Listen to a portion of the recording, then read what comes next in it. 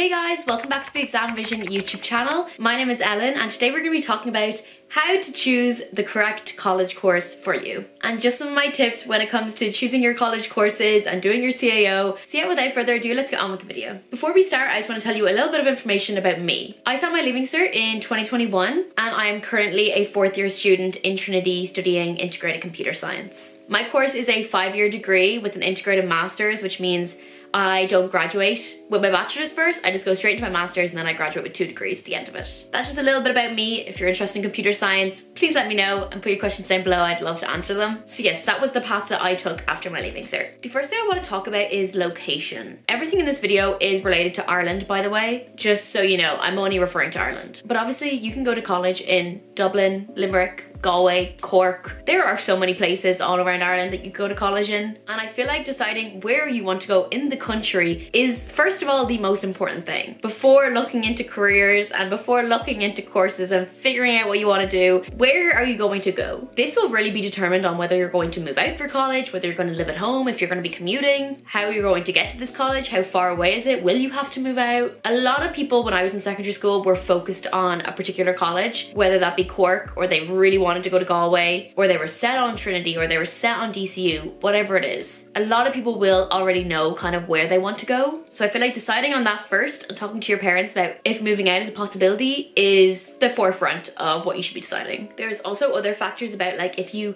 want a particular course but you're not going to get the points for it in Ireland, you might be applying abroad through UCAS. So obviously looking into that kind of thing, and if you are going to be applying abroad and where you're going to be applying abroad, accommodation, all these kinds of things are very important. Because I know a lot of people who didn't get medicine in Ireland and are now doing medicine in Edinburgh because the points were lower.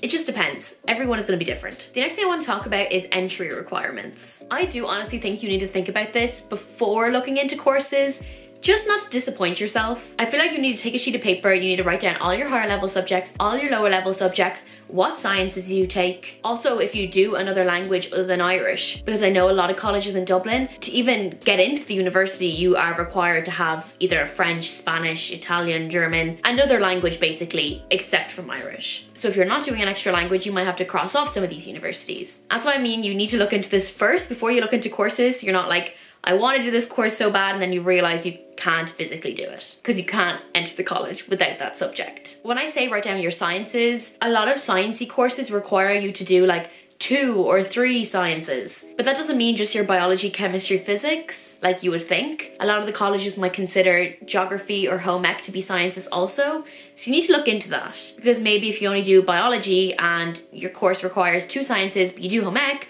you might be okay and you might be qualified for it. The next thing you would want to ask yourself is, what do you like in school? Not everybody likes school, and I totally understand that, but usually there is a subject that you kind of enjoy and is kind of like your subject. Whether you love to write essays in English, or you love languages, or you love science, or you love art maybe, or music, everyone usually has something that they like. And honestly, the biggest advice that I can give to you as a 4th year college student is you have to go into something that you like. And so figuring out what those things are is extremely important. If you're super smart and you're gonna get 625 and you know you are, don't just go into like medicine or law because you're super smart and you could. Because I'm telling you now, you will not last. College is extremely different than school. I can't speak for other courses, but for my course in particular, it is extremely hard. And so if I do not enjoy the material, I'm very lucky I do, but if I did not enjoy the material, I would have dropped out by now. Because you are doing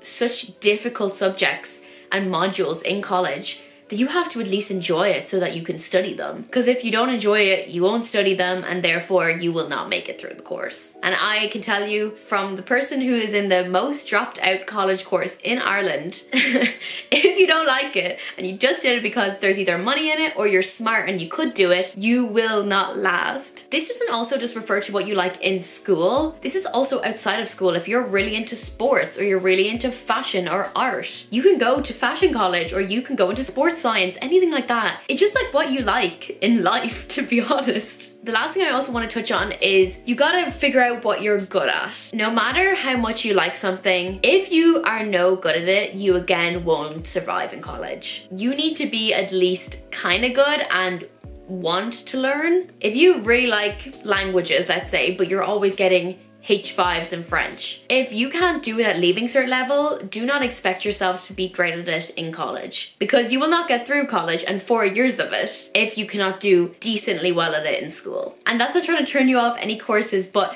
you do have to be a little bit good at it, because I'm telling you now, the failing rate in college is 1,000 times higher than it is in school. In school, you're aiming for a H1, which is 90 to 100%. In college, you're aiming just to pass. Well, in my course it is anyway, and I guess I come from a very difficult course, so I don't know. Anyway, I really hope you guys enjoyed today's video, and I will talk to you all very soon. Bye! Also guys, be sure to check out the exam revision courses and bundles. I actually have a 20% off code for you. I'll put it on the screen now. They cover majority of the Leaving Cert and Junior Cert subjects. They have H1 standard notes, video lessons, presentations, quizzes, exam questions, everything you will need to succeed in the Leaving Cert and Junior Cert.